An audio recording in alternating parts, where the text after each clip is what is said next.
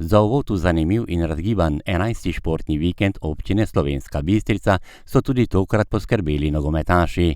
Tradicionalna dobrodelna tekma med gospodarstvom v rdeči športni opremi in negospodarstvom v belih odtenkih športne opreme je ponovno dala zmagovalca. Po 60 minutah igre, ki se je začela še v lepem vremenu in končala s pravim nalivom iz neba, so zmago z 2-0 sebi priigrali zaposleni v gospodarstvu, kapetan ekipe Mirko Stegne. Tekma je bila skoraj enakopravna, enakovredna. V osnovi, ko smo bili v garderobi, ko smo videli bele drese in bivše igralce, ni nas bilo strah. Mislim pa, da nas je malo spodbudilo, da smo še bolj laufali in zaradi tega smo tudi prišli do 2:0. Vsi v življenju delamo za zmage. Jaz pravim, v življenju so zmage, porazi in izzivi. 11-terica negospodarstva je kljub novečnem porazu na igrišču pustila dober pečat. Super, da se tradicija nadaljuje. Vidi se, da je gospodarstvo v dobri formi, tako da iskrene čestitke. Zdaj so nas že, mislim, 3. ali 4. leto zapored so bili boljši od nas in tako da mi se bomo trudili drugo leto, da se še boljše pripravimo in poskušamo končno po parih letih zmagati. Tako da na tem mestu pa še enkrat vse čestitke gospodarstvu in vse dobro. V prvem polčasu, ki je bil odigran kar na kakovostnem nivoju, je bilo kar nekaj priložnosti na obeh straneh. Vendar je v tem delu igre žoga samo enkrat našla želeni cilj. Gospodarstvo je povedlo v 15. minuti, ko je lep gol dosegel Anže Stegne. Gol vreden, da ga vidimo še enkrat.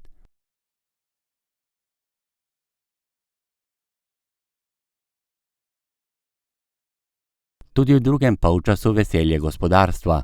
V 40. minuti je polno zadev Vrhovnik. Po vodstvu z 2:0 je priložnost za znižanje vodstva rdečih zapravil kapetan belih Boštjan Fridi. Ta pa skupaj z ostalimi nogometaši rad sodeluje pri takšnih dobrodelnih prireditvah kljub porazu na športnem poligonu. Zato tudi se dobimo vsako leto, da poskušamo pomagati otrokom, športnikom, ki živijo v socialno šibkih družinah in da na nek način tudi jim omogočimo boljše udejstvovanje v športu in na njihovih, da uresničijo svoje športne sanje. Tako da sem vesel, da ima ta tekma tudi dobrodelno noto. Pod dobrodelnost tekme se je tokrat podpisal odbojkar Žiga Štern, ki je podaril svoj reprezentančni dres s podpisi. V športnem vikendu so prvi dan tekmovanja na svoj račun prišli tudi ljubitelji retro tenisa. Tekmovanje z lesenimi loparji in športno opremo tenisača iz 80. let se je tekmovanje dvojic odvijalo v športni dvorani. Prav neusmiljen nasprotnik jim je tokrat bilo vreme, dež, ki jih je prisilil v tekmovanje v pokriti dvorani. V ospredju so tokrat bili tenisači iz Poljčan, člani društva tehnične dediščine, ki jim predseduje Andrej Samastur. Lepo, ne? Malo bolj umirjeno, že danes si igramo, ni toliko tekanje, toliko bolj je tu pač predstava, da se bi oblekli malo stara oblačila, retro, leseni loparji, ker pač tehnika igranja je malo drugačna, malo bolj počasna.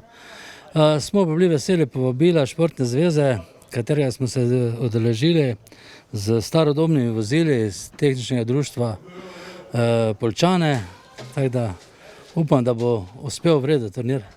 Torej boste na koncu lahko potrkali po lesu, danes imate leseni lopar, tako da pravijo, da za zmago je treba potrkati. Torej še večkrat? Ja, enkrat bom potrkal za zmago po loparju, za poraz pa po glavi, ne? Ni pa zdaj to bistvo samo zmaga, bistvo je, da se družimo, da sodelujemo športniki med sabo, ljubitelji te tradicije, pa tako kot v Poljčanah to ohranjamo, ne, preko našega društva. Smo že dejansko imeli 3. turnir letos neorganiziran. Turnir 22 udeležencev, ki so uživali v druženju igri, je na koncu dobil najboljše v igri z lesenimi loparji. Po besedah predsednika tenis kluba pa so zmagovalci vsi, ki so igrali. Zelo so dobro sprejeli to pobudo, vključili so se, če bi vreme dopuščalo, bi nas bilo preko 32 oziroma 16 parov. Zdaj je žal žeme zagodlo in nas je samo 10 parov, pomeni 20 igralcev, igramo v dvorani. Pogoji so malo drugačni, kot bi bili sicer, ampak kljub temu vzdušje je fenomenalno. V sobotnem delu teniškega tekmovanja so odigrali turnir na zunanjih igriščih in to v 2 starostnih skupinah. V starostni kategoriji igralcev do 50 let se je med sabo pomerilo 14 udeležencev. V zanimivem in družabnem delu tekmovanja se je na najvišjo stopničko povzpel Blaž Mijović. Na drugi stopnički mu je družbo delal Marko Praznik, do 3. mesta pa je prišel Marko Jamnikar. Tudi v tekmi šesterice v starostni skupini nad 50 let je zmaga romala v družino Mijović. Simon je bil prvi, drugi je bil Simon Grbec, tretji pa Robert Pipoš. V športnem vikendu se je veliko dogajalo tudi na 64 črno-belih šahovskih poljih. Najbolj slavnostno je bilo na sprejemu za novega članskega državnega prvaka v standardnem šahu Aljošo Tomazinija. Aljoša, član šahovskega kluba Impol, je prav sredi meseca avgusta, natančneje med 15. in 22. avgustom, na turnirju v Mariboru med 62 šahisti dvignil pokal za naslov državnega prvaka. Meni je ta naslov pomeni zelo veliko, če gledamo celokupno, je to verjetno tudi največji uspeh moje šahovske kariere, ki se je sicer tehnično gledano končala že nekaj časa nazaj do sedaj, teda z tega vidika gre za mene za zelo velik rezultat. Tudi kar se kluba tiče, tu sicer velja poudariti, da je dvakratni naslov državnega prvaka osvojil že moj brat pred leti, tako da ni to prvi naslov za klub, ampak vsekakor pa mislim, da tudi za klub predstavlja to en zelo velik uspeh. Aljoša Tomazini je z naslovom tudi potrdil zgodovinski dosežek bratov Tomazini. Mlajši Bražan se je z naslovom prvaka ovenčal že leta 2012 in leta 2016. Brata Tomazini sta tako edina brata, ki sta postala članska državna prvaka v šahu. Uspeh s 3. mestom med dekleti do 20 let je dopolnila tudi članica šahovskega kluba Impol Maša Polič-Koniček. V Bistrici je na športnem vikendu šahovskega turnirja sodeloval tudi mlad matematični genij Edvard Kaloh, ki je nastopil na Slovenija ima talent 2024 in se tam uvrstil tudi v finale. Drugi dan športnega vikenda so v športnem parku odprli tudi obnovljeno kegljišče. Več o tem pa predsednik kegljaškega kluba Impol Silvo Kunčič. Staro kegljišče je že bilo, bom rekel, kar malo dotrajano, malo je ni več zadostovalo potrebam pravil za mednarodne tekme oziroma tudi za prvo kegljaško ligo v Sloveniji, tako da nova je bila res potrebna.